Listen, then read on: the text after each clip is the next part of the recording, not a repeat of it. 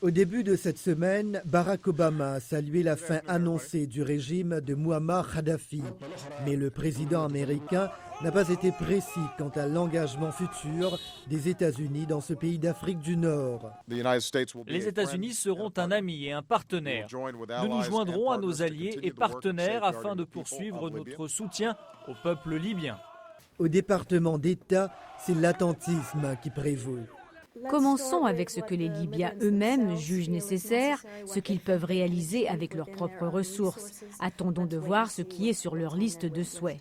Cependant, des voix officielles américaines reconnaissent que le Conseil national de transition de la Libye aura besoin de fonds, compte tenu notamment de la réduction au niveau de la production de pétrole pendant la guerre civile dans le pays.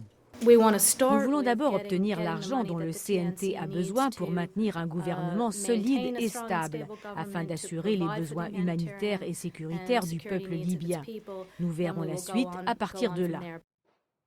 Hormis la phase initiale d'une campagne aérienne afin de protéger le peuple libyen et affaiblir les forces pro-Kadhafi, les États-Unis ont joué un rôle de soutien au niveau des efforts internationaux pour façonner l'avenir de la Libye. Ce rôle limité des États-Unis est susceptible de continuer.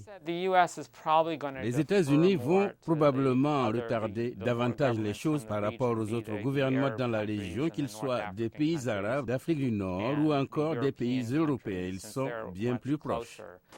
Depuis le début de la rébellion, les opposants de Mouammar Kadhafi ont tendu la main à la communauté internationale. Nous espérons que le monde nous comprendra, traitera avec nous et coopérera avec nous. Pour les experts, les prochains mois seront cruciaux pour l'avenir de la Libye et l'engagement des États-Unis avec le reste du monde sera un élément clé dans l'élaboration de ce futur.